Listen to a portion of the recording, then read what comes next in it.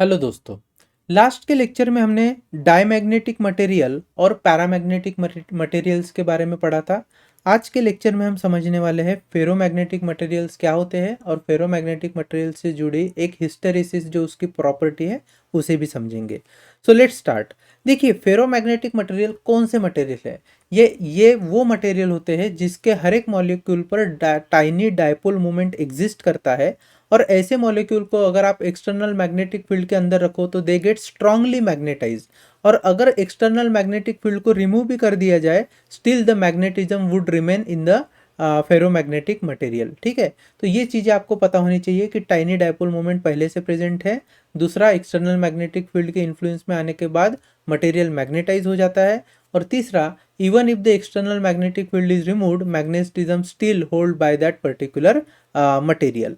अगर एग्जाम्पल की बात करूँ तो आयरन, कॉपर और आप निकेल जो है, सॉरी, आयरन, निकेल और कोबाल्ट, ये क्या है? फेरोमैग्नेटिक मटेरियल्स है। तो चलो लिख लेते हैं। So ferromagnetic materials are those materials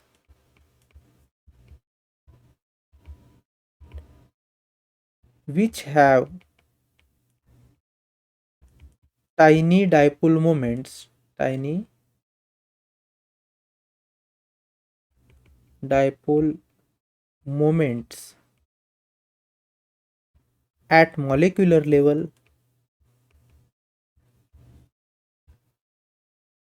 and in the presence of external magnetizing field,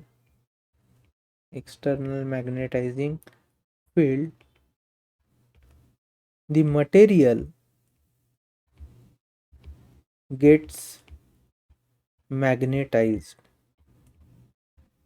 ठीक है, मटेरियल क्या होते हैं? वो मैग्नेटाइज्ड रहते हैं। Even if the external field is removed, external magnetic field is removed,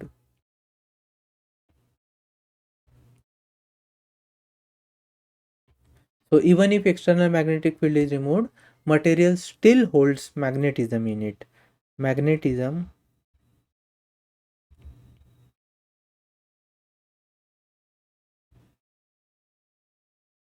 still hold good by the material, by ferromagnetic materials। ठीक है, चलो और एक चीज एग्जांपल के तौर पर हमें लिखना है आयरन, निकेल एंड कोबाल्ट। ठीक है, also there alloys and their alloys। ठीक है, अगर थोड़े से कुछ प्रॉपर्टीज की बात करें फेरोमैग्नेटिक मटेरियल की, तो हम प्रॉपर्टी डिस्कस कर लेते हैं। फर्स्ट प्रॉपर्टी ऐसी है कि if you place a ferromagnetic material in the external magnetic field, मान लीजिए मैं क्या कर लेता हूँ, कोई फेरोमैग्नेटिक मटेरियल मैग्नेटिक फील्ड के अंदर रखता हूँ, तो ऐसे देखा जाता है कि जो फील्ड लाइन्स है they tends to get attracts in the ferromagnetic material and pass through it. So जो मैग्नेटिक फील्ड लाइन्स है वो एयर से पास होने के बजाय कहाँ से पास होना पसंद करते हैं? फेरोमैग्नेटिक मटेरियल से। तो ये जो फेरोमैग्नेटिक मटेरियल है ना, ये स्ट्रांगली एक्सटर्नल मैग्नेटिक फील्ड को अट्रैक्ट कर लेता है, या फिर किसी स्ट्रांग एक्सटर्नल मैग्नेटिक फील्ड में स्ट्रांगली अट्रैक्ट हो जाता है। ठीक है, सो यहाँ पर हमने पहली प्रॉपर्टी देखी कि magnetic field line mostly passes through the ferromagnetic materials. Second property ये है कि इसकी जो मैग्नेटिक ससेप्टेबिलिटी है, that magnetic susceptibility is very very high, ranging from 10 to the power 2 to 10 to the power 3। तो magnetic susceptibility is very high. Third is relative magnetic permeability जो है mu r, so mu r is also very very high, so the value of mu r is far far greater than 1। ये भी आपको पता होना चाहिए। Then ये जो फेरोमैग्नेटिक मटेरियल्स है ना, they are widely used in your preparation of permanent magnet. तो परमानेंट मैग्नेट बनाने के लिए फेरोमैग्नेटिक मटेरियल यूज होते हैं। इसके साथ एक और चीज याद रखिए, ये जो क्यूरीज लॉ है, it is obeyed by the ferromagnetic material. So हम लिख सकते हैं कि फेरोमैग्नेटिक मटेरियल्स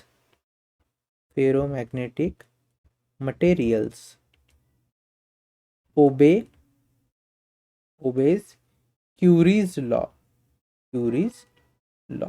अब क्यूरीज लॉ क्या कहता है कि भैया अगर कोई एक मेरे पास मान लीजिए मटेरियल है, ठीक है, हम फेरोमैग्नेटिक मटेरियल की बात करते हैं, तो एक ऐसा पर्टिकुलर टेम्परेचर होता है जिससे जिससे अगर टेम्परेचर बढ़ने लगेगा तो मटेरियल जो है वो फेरोमैग्नेटिज्म से पैरामैग्नेटिज्म की ओर जाएगा, और अगर टेम्परेचर थोड़ा कम होगा तो मटेरियल विल रिमेन फेरोमैग्नेटिक। सो याद रखिए क्यूरीज लॉ के हिसाब से the temperature at which material remains ferromagnetic or the temperature below which material remains ferromagnetic and temperature above which that particular material becomes paramagnetic, that temperature is Curie's temperature। उसको क्या कहते हैं? Curie's temperature। और law की बात करें तो हम जानते हैं कि magnetization is directly proportional to the magnetic field and inversely proportional to the absolute temperature. अब याद रखिए फेरोमैग्नेटिक मटेरियल के केस में जो आपका मैग्नेटिक ससेप्टिबिलिटी है that is chi, this is given as chi is equal to C upon T minus T C. अब T C क्या है? T C is your curious temperature, T is the temperature at which magnetic material is.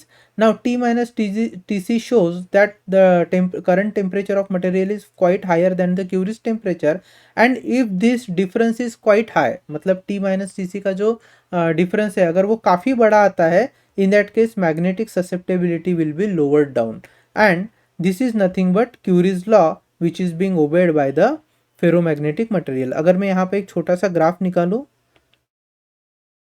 Y axis पर मैं magnetic susceptibility plot करता हूँ और x axis पर temperature अगर प्लॉट करें तो एक्स एक्सिस पर टेम्परेचर, वाई एक्सिस पर मैग्नेटिक ससेप्टिबिलिटी, तो क्यूरियस टेम्परेचर वो टेम्परेचर होगा, मान लीजिए ये क्यूरियस टेम्परेचर है, तो क्यूरियस टेम्परेचर वो टेम्परेचर होगा जिसके बिलो मतलब इस टेम्परेचर से कम मटेरियल कहाँ रहेगा? फेरोमैग्नेटिक स्टेट में, और इस टेम्परेचर के बाद मटेरियल कहाँ चले जाएगा? पैरामैग्नेटिक स्टेट में। तो ये रीजन पैरामैग्नेटिक है, पैरामैग्नेटिक, और उसके पहले का रीजन कैसा है? फेरोमैग्नेटिक, फेरोमैग्नेटिक, ठीक है। सो क्यूरियस टेम्परेचर से पहले फेरोमैग्नेटिक और क्यूरियस टेम्परेचर के बाद पैरामैग्नेटिक, ये आपको याद रखना है। अब ना थोड़ा सा ये जो हमारा फेरोमैग्नेटिक मटेरियल है उसका मॉलिक्यूलर स्ट्रक्चर देख लेते हैं। मान लीजिए मेरे पास इस तरीके से एक फेरोमैग्नेटिक मटेरियल है एज अ सैंपल। अब होता क्या है, हर एक मॉलिक्यूल पर टाइनी डायपोल होगा, तो यहाँ पर मैं कुछ टाइनी डायपोल्स ऐसे ड्रॉ कर रहा हूँ, ठीक है। इस तरीके से मान लीजिए कुछ टाइनी डायपोल्स मैंने ड्रॉ कर लिए हैं,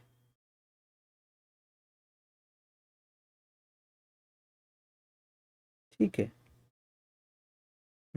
अब होता क्या है, ये जो टाइनी डायपोल्स है तो नेबरिंग टाइनी डायपोल्स के बीच में एक एक्सचेंज कपलिंग होती है, ये जैसे ये मॉलिक्यूल्स हो गए, ये मॉलिक्यूल्स हो गए, ये मॉलिक्यूल्स है ना।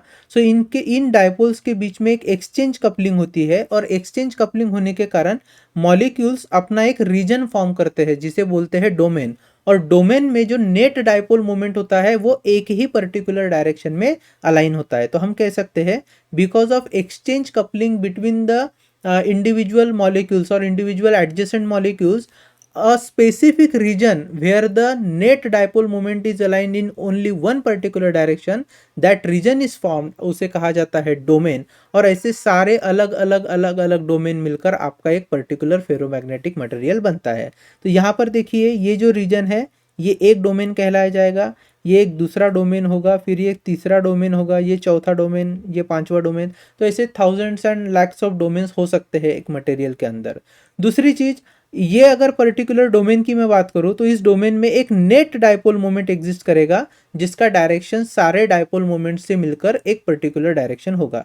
तो यहाँ पर this is my one dipole, ये एक डायपोल मोमेंट होगा, हर एक डोमेन का एक डायपोल मोमेंट होता है, ठीक है। चलिए इतनी आपको बात समझ में आ गई। अब तो हमने क्या कहा था, सबसे पहले बात छिड़ी थी एक्सचेंज कपलिंग की। किसे कहते हैं एक्सचेंज कपलिंग?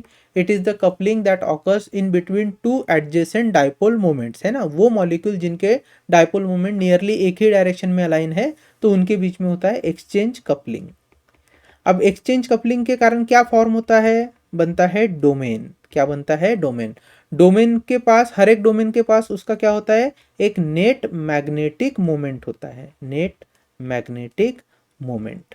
और याद रखना, हर एक डोमेन जो है वो एक दूसरे के साथ जिसके कारण सेपरेटेड है, वो पर्टिकुलर बाउंड्री कहलाती है डोमेन वॉल। उन्हें क्या कहते हैं हम लोग, डोमेन वॉल। ठीक है।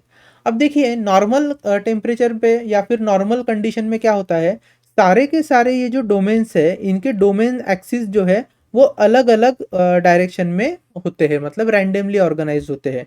चाहे आप डोमेन एक्सिस कह लीजिए या मैग्नेटिक मोमेंट कह लीजिए, they are aligned in different different direction. So what happens, अलग अलग डायरेक्शन में होने के कारण नेट डायपोल मोमेंट जीरो हो जाता है, बिकॉज अपोजिट डायरेक्शन के dipole they cancels out each other, and net magnetic moment जो है वो अब्सेंट होता है in the absence of external magnetic field. तो मान लीजिए एक्सटर्नल मैग्नेटिक फील्ड अब्सेंट है, तो यहाँ पर नेट मैग्नेटिक मोमेंट भी जीरो होगा। लेकिन क्या हो अगर एक्सटर्नल मैग्नेटिक फील्ड प्रेजेंट रहे, जब एक्सटर्नल मैग्नेटिक फील्ड प्रेजेंट रहती है तब देखिए क्या होता है। मान लीजिए एक्सटर्नल मैग्नेटिक फील्ड यहाँ पर प्रेजेंट है, और मैं आपको फिर से डोमेन निकाल कर दिखा रहा हूँ। So these are my domains. हम यहाँ पे 3-4 ही डोमेन ले रहे हैं। सो पहले का ये डोमेन एक्सिस है, दूसरे का ये है, तीसरे का ये है, और चौथे का मान लीजिए कुछ इस तरीके से डोमेन अलाइंड है। अब एक्सटर्नल मैग्नेटिक फील्ड के कारण यहाँ ये जो डोमेन है ना, डोमेन पर टॉर्क लगता है। Because of this torque domain starts to flip, और ये फ्लिप होकर कैसे अलाइन होते हैं, in the direction of external magnetic field. once and when all the domains get aligned with the external magnetic field with the help of domain flipping, ये पूरा का पूरा material get magnetised in the direction of external magnetic field. What did I say, due to influence of external magnetic field, torque is applied on individual domains. Because of that torque, domain starts to get flip, जिसे कहते हैं domain flipping. क्या कहा जाता है उन्हें, domain flipping. Due to domain flipping, all the dipoles they get aligned in the direction of external magnetic field, in the direction of external magnetic field, and net dipole moment starts to exist। अब यहाँ पर क्या हो गया, net dipole moment जो है वो exist हो गया, which is non zero thing. और यहाँ पर एक्सटर्नल मैग्नेटिक फील्ड जीरो है क्या, नहीं, एक्सटर्नल मैग्नेटिक फील्ड भी है। ठीक है। तो अब इस तरीके से सारे मोमेंट, सारे डोमेन क्या हो चुके हैं, अलाइन हो चुके हैं with their dipole moments. Now what happens when this external magnetic field is removed, अगर इस एक्सटर्नल मैग्नेटिक फील्ड को आप रिमूव कर दो, चलो रिमूव कर दिया, तो अब क्या होना चाहिए, जो डोमेन पहले इन the direction of magnetic field align हो चुके हैं, उन्हें अब क्या होना चाहिए, डिसऑर्गेनाइज्ड हो जाना चाहिए, रैंडम डायरेक्शन में जाना चाहिए।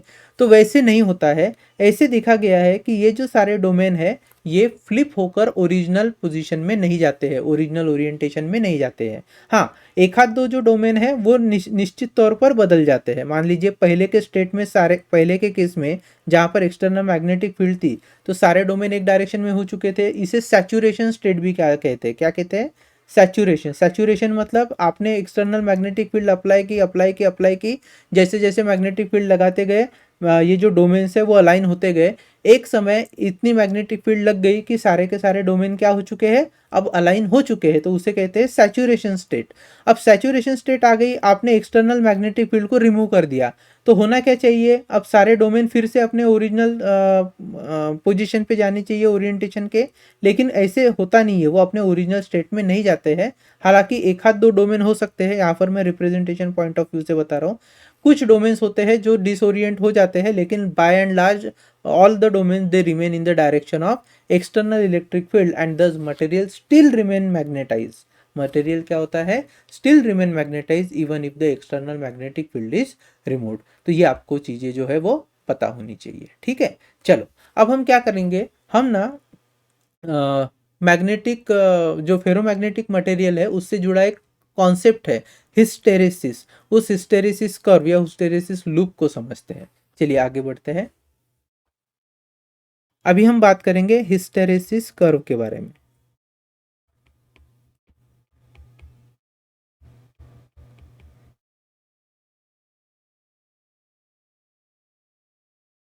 ठीक है, अब मैं क्या करता हूँ, हिस्टेरेसिस कर्व को समझाने से पहले अभी जो हमने देखा था मैग्नेटिक मटेरियल का बिहेवियर, फेरोमैग्नेटिक मटेरियल का, उसको देख लेते हैं।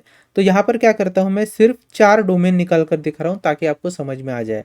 तो मान लीजिए ये 4 डोमेन है जिसमें हर डोमेन का जो डायपोल मोमेंट है वो अलग अलग डायरेक्शन में ओरिएंटेड है, ठीक है। सो नॉर्मल केस में when there is no external field at room temperature, net magnetic moment is absent when external magnetic field is 0। Okay, अब होता क्या है, जब आप इस पर एक्सटर्नली मैग्नेटिक फील्ड अप्लाई करोगे तो जैसे जैसे आप मैग्नेटिक फील्ड अप्लाई करना चालू करोगे, मान लीजिए पहले 1 टेस्ला का मैग्नेटिक फील्ड लगाया, फिर धीरे से मैग्नेटिक फील्ड का मैग्नीट्यूड बढ़ाया, 2 टेस्ला किया, फिर 3 टेस्ला किया, फिर 4 टेस्ला किया, ऐसे आप मैग्नेटिक फील्ड को बढ़ाते चल रहे हैं। तो धीरे धीरे क्या होता है, एक एक डोमेन अब एक्सटर्नल मैग्नेटिक फील्ड के डायरेक्शन में अलाइन होना स्टार्ट करता है, ठीक है। अब ऐसे करते करते करते करते मान लीजिए 6 टेस्ला पर सारे के सारे डोमेन क्या हो चुके हैं, अलाइन हो चुके हैं। तो अब इससे ज़्यादा कोई डोमेन फ्लिप हो नहीं सकता। तो ये जो 6 टेस्ला की मैग्नेटिक फील्ड है, इसके बाद मटेरियल का मैग्नेटिज्म हो गया। अब मटेरियल ज़्यादा मैग्नेटिज नहीं होगा तो इस स्टेट को बोलते हैं सैचुरेशन स्टेट। यहाँ थोड़ी देर पहले हमने देखा था, ठीक है। अब इससे आगे चल के हम हिस्टेरेसिस कर्व को समझते हैं। तो सबसे पहले मैं क्या कर लेता हूँ, हिस्टेरेसिस कर्व ड्रॉ कर रहा हूँ यहाँ पर, देखिए। अब हिस्टेरेसिस कर्व में जो हॉरिजॉन्टल एक्सिस है वो है एक्सटर्नल मैग्नेटिक फील्ड की मैग्नेटाइजिंग फील्ड, एच से हम उसको रिप्रेजेंट करते हैं, या फिर बी नॉट। सो एच है मैग्नेटाइजिंग फोर्स, बी नॉट है एक्सटर्नल मैग्नेटिक फील्ड। और जो वाई एक्सिस है, वाई एक्सिस पर मैं प्लॉट कर रहा हूँ मैग्नेटिज्म ऑफ द मटेरियल। मतलब ये जो हमारा फेरोमैग्नेटिक मटेरियल है, जब वो पूरी तरीके से मैग्नेटाइज हो जाएगा तो वो खुद की मैग्नेटिक फील्ड फॉर्म करेगा, है ना। तो जब वो पूरी तरीके से मैग्नेटाइज हो जाएगा तो मटेरियल की मैग्नेटिक फील्ड को मैं बी से रिप्रेजेंट कर रहा हूं अलोंग वाई एक्सिस। चलिए स्टार्ट करते हैं हिस्टेरेसिस कर्व। सो सबसे पहला इवेंट क्या है, इनिशियली मतलब O position is the thing where in absence of external magnetic field, net magnetic moment inside of that particular ferromagnetic material is zero because all the domain with their axis are aligned in different direction। okay, so हम कहेंगे उस समय जब external magnetic field absent है, जब external magnetic field क्या है, absent। तो देखिए एक्सटर्नल मैग्नेटिक फील्ड या मैग्नेटिक फील्ड इंटेंसिटी, इसकी वैल्यू मैं 0 कंसिडर कर रहा हूँ। तो मटेरियल का खुद का मैग्नेटिज्म भी कहाँ पर है, 0 पर है, नो मैग्नेटिज्म। चलिए आगे बढ़ते हैं। तो इसे मैं कह रहा हूँ point A, this is my point A, sorry point O कह रहा हूँ। तो this is point O. Point O पर कर्व के रेफरेंस से पॉइंट ओ पर हमें कोई भी मैग्नेटिज्म देखने को नहीं मिल रहा है। नाउ सेकंड, अब जो सेकंड कर्व है वो कुछ इस तरीके से जाता है। यहाँ पर कर्व के लिए मैं नया पेन यूज करता हूँ। तो इस तरीके से आपका कर्व है। ये कर्व का जो लास्ट पॉइंट है इसे मैं ए नाम दे रहा हूँ, ए। अब ये क्या है, तो देखिए कर्व O2A, कर्व O2A ये क्या बताता है, जैसे ही हम एक्सटर्नली मैग्नेटिक फील्ड लगाना स्टार्ट करेंगे, अब धीरे धीरे डोमेन क्या हो जाएंगे, फ्लिप होना स्टार्ट करेंगे। देखिए फिर से डायग्राम बना रहा हूं मैं।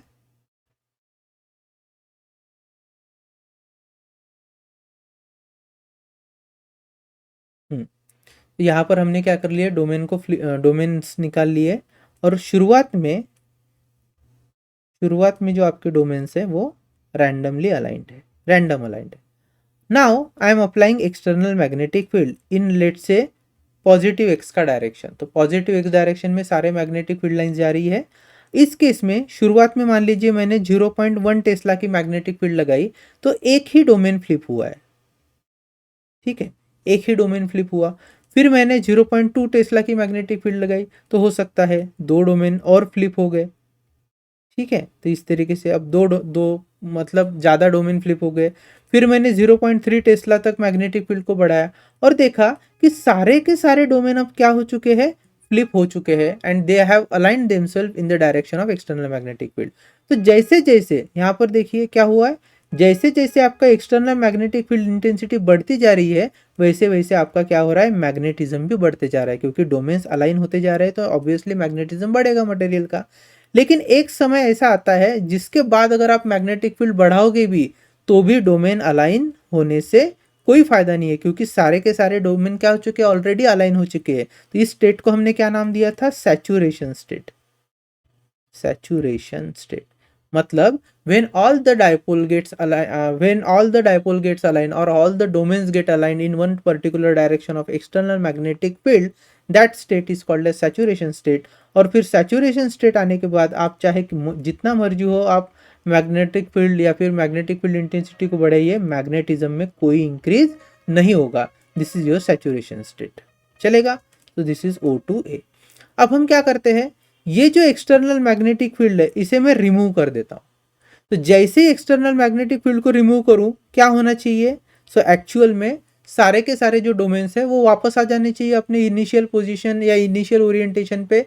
और लेकिन मैंने बोला था ऐसा होता है क्या, नहीं होता है. कुछ ना कुछ डोमेन्स जो है वो थोड़े रिवर्स होते हैं और बाकी सारे जो by and large majority of domains है they still remain in the direction of external magnetic field का ओरिएंटेशन. तो ओरिएंटेशन एक्सटर्नल मैग्नेटिक फील्ड का जहाँ पे था उसी डायरेक्शन में बाकी सारे डोमेन्स अलाइन होते हैं. तो उससे मैं यहाँ पर ड्रॉ कर रहा हूँ. सो मेरा थर्ड पॉइंट है. उस कर्व को हम बाद में नाम देते हैं, पहले यहाँ पर मैं ड्रॉ करता हूँ. सो this is my magnetic material. इसके अंदर ये सारे डोमेन्स हैं. अब मैंने एक्सटर्नल मैग्नेटिक फील्ड हटा दी है, फिर भी certain numbers of domains they will largely remain oriented और largely remain aligned with the external magnetic field जो पहले अप्लाई की थी.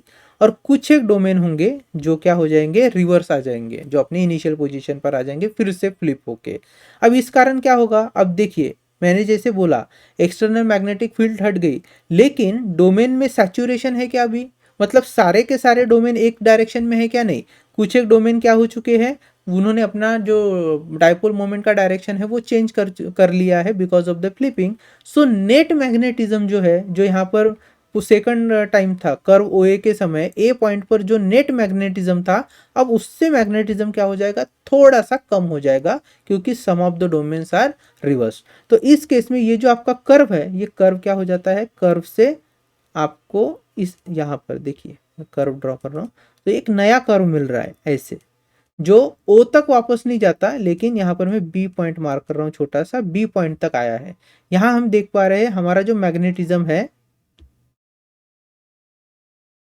हमारा जो मैग्नेटिज्म है वो क्या होते जा रहा है, कम होते जा रहा है. अब देखिए मैग्नेटिज्म कम हुआ लेकिन certain part of that material जिसमें डोमेन जो है वो अलाइंड ही है, उस कारण मैग्नेटिज्म है तो भले कम हुआ है लेकिन कुछ ना कुछ मैग्नेटिज्म उसमें बचा है. तो इसे कहते हैं रिटेंटिविटी. रिटेंटिविटी मतलब even though external magnetic field is removed still material hold some magnetism and that is known as retentivity.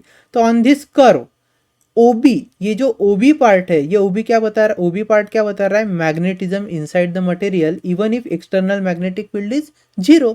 So this part that OB curve, आप मेरे साथ अपने कॉपी में लिखते चलिए, this OB curve this shows retentivity,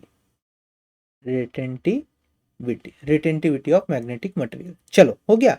so this is curve AB. हम curve AB की बात कर रहे हैं and this is your point B. Point B पर क्या हुआ है, मटेरियल की मैग्नेटिक फील्ड 0 नहीं हुई है, एक्सटर्नल मैग्नेटिक फील्ड लेकिन क्या है, 0 है. चलेगा. अब फोर्थ, यहां पर हम देखेंगे कि अब हमें क्या करना है, रिवर्स डायरेक्शन में मैग्नेटिक फील्ड अप्लाई करना है. रिवर्स डायरेक्शन में मैग्नेटिक फील्ड अप्लाई करेंगे तो क्या होता है देखते हैं. चलिए. सो मैं यहां पर फिर से अपना मटेरियल ड्रॉ कर रहा हूं. ये हमने डोमेन लिए हैं. सो इनिशियली इस तरीके से क्या हुए हैं, डोमेन है हमारे यहाँ पे, देख रही है ना, देख रहे हैं ना, यहाँ पर देखिए पॉइंट B की तरफ जैसे डोमेन है वैसे मैंने यहाँ पर निकाल के रखा है. अब मैं क्या कर रहा हूँ, एक्सटर्नल अपोजिट डायरेक्शन में मैग्नेटिक फील्ड अप्लाई कर रहा हूँ. सो पहले मैग्नेटिक फील्ड अगर राइट की डायरेक्शन में थी तो अब कहाँ पे लगा रहे हैं हम उसको, लेफ्ट डायरेक्शन में लगा रहे हैं. अब लेफ्ट डायरेक्शन में लगाने के बाद क्या हो जाएंगे, डायपोल जो है वो जो आपके डोमेन्स है जिसके अंदर डायपोल्स है वो डोमेन्स फिर से फ्लिप होना स्टार्ट करेंगे, लेकिन अब रिवर्स डायरेक्शन में फ्लिप होंगे ताकि जो मैग्नेटिक मोमेंट है वो इस एक्सटर्नल मैग्नेटिक फील्ड के डायरेक्शन के साथ अलाइन हो पाए. अब देखिए इस दौरान क्या होता है, जैसे ही एक्सटर्नल मैग्नेटिक फील्ड आई धीरे धीरे धीरे धीरे ये जो डोमेन्स है ये फ्लिप होकर अरेंज हो जाने लगे. ठीक है. अब मान लीजिए मैं लेफ्ट डायरेक्शन में सबसे पहले 0.1 टेस्ला की मैग्नेटिक फील्ड लगा रहा हूँ, ठीक है। क्या हो जाएगा, जैसे ही 0.1 टेस्ला की मैग्नेटिक फील्ड लगेगी, ये जो हमारे डोमेन्स पहले राइट डायरेक्शन में अलाइन थे, अब उन पर टॉर्क लगेगा, और जैसे उन पर टॉर्क लगेगा वो क्या हो जाएंगे, मूव होना स्टार्ट करेंगे, मतलब फ्लिप होना स्टार्ट करेंगे। तो यहाँ पर फिर से हमें डोमेन फ्लिपिंग देखने को मिलेगा। अब क्या होगा, 0.1 पे देखिए अच्छे से, 0.1 पे कुछ डोमेन्स है जो डिसओरिएंट हो रहे हैं अलग अलग डायरेक्शन में, थोड़ा सा अभी इनका डायरेक्शन जो है वो चेंज हो चुका है इस तरीके से, फिर ये जो है ये इस तरीके से चेंज हो चुके हैं। फिर मैंने 0.2 टेस्ला का मैग्नेटिक फील्ड लगाया, और 0.2 टेस्ला पे क्या हो गया है, सारे के सारे जो डोमेन है वो अलग अलग डायमेंशन, अलग अलग डायरेक्शन में अब ओरिएंटेड हो चुके हैं, because all those are oriented in different different direction. So net magnetic moment अब क्या हो जाएगा, जीरो हो जाएगा। नेट मैग्नेटिक मोमेंट जीरो है, मतलब मटेरियल का ओन मैग्नेटिज्म क्या है, जीरो है। लेकिन एक्सटर्नल मैग्नेटिक फील्ड जीरो है क्या, नहीं, एक्सटर्नल मैग्नेटिक फील्ड प्रेजेंट है। अब बस हुआ क्या है, मटेरियल का खुद का मैग्नेटिज्म जीरो हुआ है। मतलब समझिए, पहले केस में यहां पर कर्व ओ से ए में एक्सटर्नल मैग्नेटिक फील्ड के कारण सारे के सारे डोमेन अलाइन हुए थे, सैचुरेशन स्टेट आई थी, और material in particular direction material जो मैग्नेटाइज हो गया था। अब उस मटेरियल से एक्सटर्नल मैग्नेटिक फील्ड को हटा दिया, फिर भी उसमें मैग्नेटिज्म बाकी है, जहां पर हमने रिटेंटिविटी से उसे समझाया। थर्ड केस मैंने क्या बोला, कि अब हमने रिवर्स डायरेक्शन में मैग्नेटिक फील्ड लगाई है। पहले मैंने 0.1 टेस्ला की लगाई थी, फिर मैंने 0.2 टेस्ला की लगाई। तो अप टू 0.2 टेस्ला, ये मैं समझाने के लिए बोल रहा हूँ एग्जाम्पल के तौर पर, अप टू 0.2 टेस्ला हुआ क्या है, मटेरियल सिर्फ डीमैग्नेटाइज हुआ है। मटेरियल क्या हुआ है, डीमैग्नेटाइज, और इस मटेरियल को डीमैग्नेटाइज करने के लिए हमें इतनी मैग्नेटिक फील्ड खर्च करनी पड़ी। तो हम क्या कहेंगे, वी हैव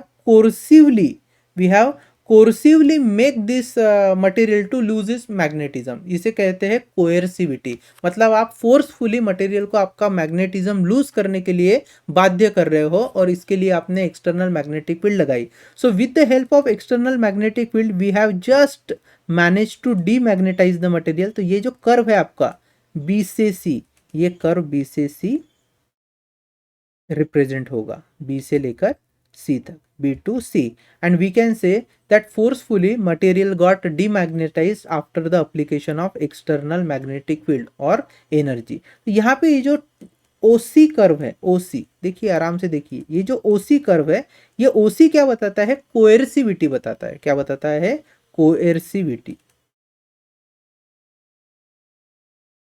कोएर्सिविटी मतलब फोर्सफुली आप एक्सटर्नल मैग्नेटिक फील्ड को अप्लाई कर रहे हो ताकि मटेरियल क्या हो जाए, पहले डीमैग्नेटाइज। होना तो ये चाहिए था कि भैया जिस डायरेक्शन में मैग्नेटिक फील्ड लगाई उसी डायरेक्शन में फट से मैग्नेटाइज हो गया, लेकिन यहाँ तो उल्टा हो रहा है, पहले डायरेक्शन में मैग्नेटाइज है और फिर उसका मैग्नेटिज्म खत्म करने के लिए एक्स्ट्रा मैग्नेटिक एनर्जी आपको खर्च करनी पड़ रही है। चलिए नेक्स्ट कर्व की तरफ बढ़ते हैं। मैं ले रहा हूँ फिफ्थ कर्व। अब फिफ्थ कर्व में क्या होगा देखते हैं। हमारे ये डोमेन वैसे ही है, हाँ, और एक्सटर्नल मैग्नेटिक फील्ड तो लगी रही है। तो सबसे पहले मैंने मान लीजिए 0.1 टेस्ला लगाई, फिर मैंने 0.2 टेस्ला लगाई। 0.2 टेस्ला में क्या हुआ था, मटेरियल का मैग्नेटिज्म खत्म हुआ था। अब फिर से मैं मैग्नेटिक फील्ड बढ़ा रहा हूँ, मान लीजिए मैंने 0.4 टेस्ला तक मैग्नेटिक फील्ड को लेकर गया। अब क्या होता है, तो ये जो 0.4 टेस्ला तक मैं मैग्नेटिक फील्ड लगाते गया, तो मुझे पता चला कि सारे के सारे ये जो डोमेन है वो फ्लिप हो चुके हैं, और अब नए डायरेक्शन में, मतलब जो राइट से लेफ्ट की ओर नई मैग्नेटिक फील्ड जा रही है, उस डायरेक्शन में हमने सारे के सारे डोमेन को फ्लिप करवा लिया है। और इसका मतलब है now my magnetic material, ferromagnetic material has got magnetised in the direction of external magnetic field. तो यहाँ से धीरे धीरे इस कर्व की तरफ आप देखोगे, तो ये जो कर्व है ये सी से होते हुए ऐसे डी तक आया है, ठीक है। अब 0.4 से, इस 0.4 से मैग्नेटिक फील्ड को आप 0.5, 0.6, 10, 9 कितना भी टेस्ला तक बढ़ाओगे तो भी एक लिमिट के बाद मटेरियल का मैग्नेटिज्म नहीं बढ़ने वाला, क्योंकि अब सारे के सारे डोमेन क्या हो चुके हैं, मैग्नेटाइज हो, मतलब अलाइन हो चुके हैं। तो यहाँ पर फिर से कौन सी स्टेट आ चुकी है, यहाँ पर फिर से आई है सैचुरेशन स्टेट। कौन सी स्टेट, सैचुरेशन स्टेट। तो ये जो पॉइंट्स है ना हमारे, ये आपका ए पॉइंट हो गया या ये डी पॉइंट हो गया, ये कौन से पॉइंट होते हैं, सैचुरेशन पॉइंट होते हैं। चलेगा। अब नेक्स्ट स्टेप क्या है, अब नेक्स्ट स्टेप क्या है, मैं क्या करता हूं, ये जो एक्सटर्नल मैग्नेटिक फील्ड है यहाँ पर, ये वाली, इसको हटा देता हूं। अब एक्सटर्नल मैग्नेटिक फील्ड को हटाने के बाद क्या होना चाहिए, मैग्नेटिज्म लूज होना चाहिए, मतलब मटेरियल का जो मैग्नेटिज्म है वो खत्म होना चाहिए। बट क्या ऐसे होता है, नहीं होता है। हमने देखा है एक आध दो डोमेन आप छोड़ दो तो भी बाय एंड लार्ज सारे डोमेन क्या होते हैं, उसी डायरेक्शन में अलाइन रहते हैं जिस डायरेक्शन में पहली मैग्नेटिक फील्ड थी। ठीक है, तो उसे क्या कहते हैं फिर से समझते हैं। तो यहाँ पर मैं क्या कर लेता हूँ, ये जो हमारा ग्राफ है उस ग्राफ को और पहले वाले कर्व को आगे लेकर चलता हूँ। तो हमने देखा था curve, this was your curve C2D, है ना। ये कर्व C2D क्या बता रहा है कि निगेटिव डायरेक्शन में जैसे जैसे आप एक्सटर्नल मैग्नेटिक फील्ड को बढ़ाते जाओगे, now your all the domain will get align in that particular direction, और जब तक सैचुरेशन स्टेट आ जाएगी तब तक आपका मैग्नेटिज्म बढ़ते जाएगा। चलिए अब हमारी सैचुरेशन स्टेट आ गई है, कौन से पॉइंट पर, पॉइंट डी तक, है ना, पॉइंट डी तक। अब पॉइंट डी पर हम क्या करेंगे, हम एक्सटर्नल फील्ड को रिमूव कर देते हैं। So next point is point D.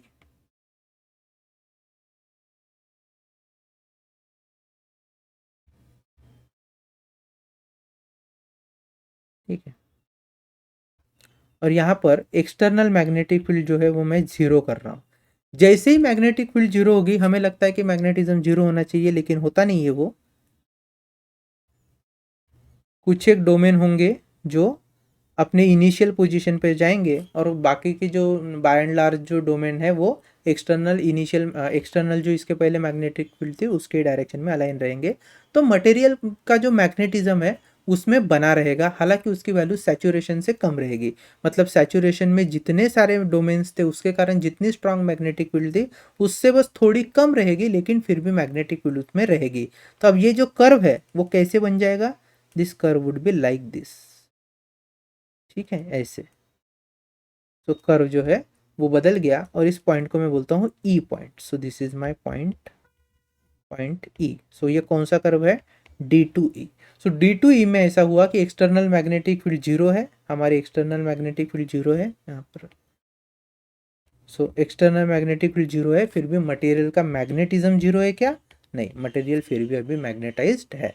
और फिर हम क्या करेंगे, इसको डीमैग्नेटाइज करने के लिए, इस पर्टिकुलर मटेरियल को डीमैग्नेटाइज करने के लिए फिर से मैग्नेटिक फील्ड लगाएंगे, लेकिन यहाँ पर मैग्नेटिक फील्ड की डायरेक्शन अब कहाँ होगी, अगेन लेफ्ट टू राइट होगी। तो जैसे ही लगाएंगे फिर से इनमें डिसओरिएंटेशन आ जाएगा डोमेन में, और ड्यू टू डिसओरिएंटेशन मटेरियल की जो मैग्नेटिक फील्ड है वो क्या हो जाएगी, जीरो हो जाएगी। इसका मतलब है मटेरियल को डीमैग्नेटाइज करने के लिए हमें ये एक्स्ट्रा एनर्जी खर्च करनी पड़ रही है। ठीक है, ये जो एक्स्ट्रा एनर्जी खर्च करनी पड़ रही है to just demagnetise the material, again this will be कोएर्सिविटी।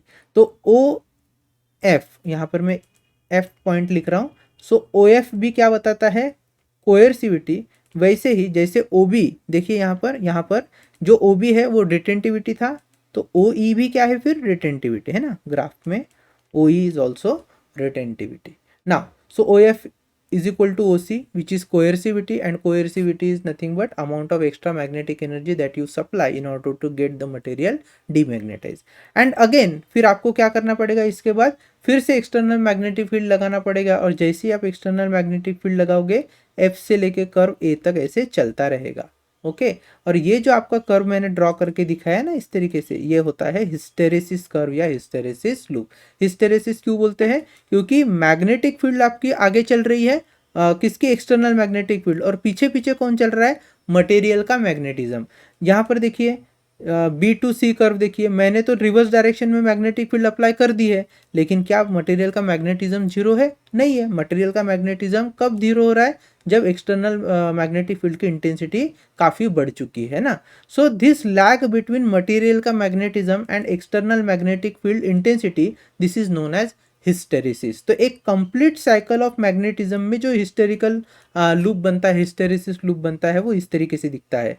यहाँ पर एक चीज़ याद रखना, जितना आपका हिस्टेरिसिस लूप का एरिया होगा वहाँ से हम हिस्टेरिसिस लॉस कैलकुलेट कर सकते हैं। हिस्टेरिसिस लॉस मतलब मटेरियल को मैग्नेटाइज करके डीमैग्नेटाइज करना और डीमैग्नेटाइज करके फिर रिवर्स डायरेक्शन में मैग्नेटाइज करना, इसके लिए जो आपको एक्स्ट्रा एनर्जी खर्चा करनी पड़ रही है, उस एक्स्ट्रा एनर्जी जो हमारी लॉस हो रही है, उसे ही कहते हैं hysteresis loss. So this hysteresis loss, this particular hysteresis loss is calculated using the area of the hysteresis loop.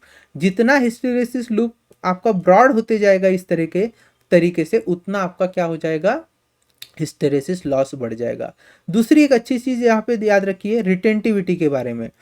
जिस मटेरियल की रिटेंटिविटी ज्यादा है, इसका मतलब है even if external magnetic field is removed, material is still magnetize. तो ऐसे material they are very very good permanent magnets, है ना। तो कोई भी परमानेंट मैग्नेट हो, उसकी क्या होनी चाहिए, रिटेंटिविटी हाई होनी चाहिए। अब मैं क्या कर लेता हूँ, एक डायग्राम ड्रॉ कर रहा हूँ रिगार्डिंग हिस्टेरेसिस लूप। तो इस तरीके से ये डायग्राम है, ठीक है। यहां पर मैं दो हिस्टेरेसिस कर्व आपको निकाल के दिखा रहा हूं। फर्स्ट हिस्टेरेसिस कर्व,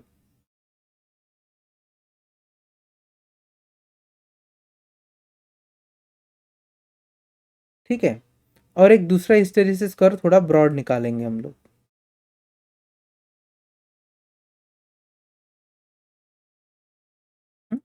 तो जो पहला हिस्टेरेसिस कर्व है, ये है आयरन या फिर सॉफ्ट आयरन के लिए, और सेकंड जो हिस्टेरेसिस कर्व है, दिस इज फॉर स्टील। तो क्या पता चलता है इन दो कर्व को देख के, क्या पता चलेगा, हम बोल सकते हैं कि in case of soft iron retentivity high and coercivity is low, and in case of steel retentivity is comparatively low as compared to soft iron, but its coercivity is very very high. So hysteresis loss is higher in case of steel as compared to soft iron, and that's why soft irons are specifically preferred to make magnet, या फिर जो transformers होते हैं जिन्हें हम 12th chapter में आगे पढ़ेंगे, तो सॉफ्ट ट्रांसफॉर्मर के जो कोर्स होते हैं वो भी किससे बनते हैं, सॉफ्ट आयरन से बनते हैं, ठीक है। सो यहाँ पर हमारा क्या हो चुका है, ये जो हिस्टेरिसिस का पार्ट है वो खत्म हो चुका है। अब एक छोटा सा पार्ट है वो हम देखेंगे, जिसका नाम है मैग्नेटिक शील्डिंग, जिसका नाम है मैग्नेटिक शील्डिंग। देखिए मैग्नेटिक शील्डिंग क्या होता है। शील्डिंग मतलब बचाना, किसी भी इक्विपमेंट को या किसी भी स्पेस को एक्सटर्नल मैग्नेटिक फील्ड के इन्फ्लुएंस से अगर बचाना है तो उसे कहते हैं मैग्नेटिक शील्डिंग। अब मैग्नेटिक शील्डिंग करते कैसे हैं, तो हम क्या करेंगे, हम लेंगे फेरोमैग्नेटिक मटेरियल, और उस फेरोमैग्नेटिक मटेरियल से मान लीजिए मैं एक हॉलो स्फीयर बना रहा हूँ। सो this is a hollow sphere, उसके अंदर सर्टन थिकनेस का एक दूसरा स्फीयर होगा, है ना। सो सर्टन थिकनेस का हमने एक हॉलो स्फीयर ले लिया है, और उसके अंदर मैंने अपना एक इंस्ट्रूमेंट रखा है जिसे मुझे मैग्नेटिकली शील्ड करना है। अब होता क्या है, एक्सटर्नल मैग्नेटिक फील्ड जब भी अप्लाई होगी, तो एक्सटर्नल मैग्नेटिक फील्ड जाना तो स्ट्रेट चाहेगी, उसका जो अपना पाथ है अगर वो स्ट्रेट जा रही है तो स्ट्रेट जाना चाहेगी। लेकिन फेरोमैग्नेटिक मटेरियल क्या करता है, एक्सटर्नल मैग्नेटिक फील्ड को अपनी ओर अट्रैक्ट करता है, और अट्रैक्ट होने के कारण जो मैग्नेटिक फील्ड पहले स्ट्रेट जा रही थी वो स्ट्रेट नहीं जाएगी, वो क्या करेगी, इस पर्टिकुलर मटेरियल से होकर गुजरेगी। तो एक हाथ दो फील्ड लाइंस है जो हो सकते हैं कि मटेरियल से पास हो जाए, लेकिन मेजॉरिटी ऑफ टाइम ऐसा होगा, तो एक्सटर्नल ऐसा होगा कि एक्सटर्नल मैग्नेटिक फील्ड जो है वो आपकी एक्सटर्नल मैग्नेटिक फेरोमैग्नेटिक मटेरियल से के अंदर से होकर गुजरेगी, और जो आपकी स्पेस है जहाँ पर हमने कुछ इक्विपमेंट रखे हैं, सेंसिटिव इक्विपमेंट रखे हैं, इस पर क्या है, एक्सटर्नल मैग्नेटिक फील्ड का जो इन्फ्लुएंस है वो बहुत बहुत कम होगा या ना के बराबर होगा। तो इस तरीके से हमने मैग्नेटिक शील्डिंग को अचीव कर लिया है। तो यहाँ पर जो हमारा थ्योरी पार्ट है वो खत्म हो जाता है। अब आपको आपके टेक्स्ट बुक्स में से पैरामैग्नेटिक वर्सेस फेरोमैग्नेटिक मटेरियल्स, इनके बीच का डिफरेंस निकालना है। फिर डायमैग्नेटिक और वर्सेस फेरोमैग्नेटिक, इनके बीच में डिफरेंशिएट करना है, और लास्ट में डायमैग्नेटिक एंड पैरामैग्नेटिक, ठीक है। इनके बीच जो है आपको डिफरेंशिएट बिटवीन प्रिपेयर करके रख लेने हैं, अगर एग्जाम में आता है बोर्ड के तो इजीली आप लिख पाओगे। चलिए यहाँ तक तो थ्योरी पार्ट कवर हो गया। अब आगे के वीडियो में हम न्यूमेरिकल्स डिस्कस करेंगे।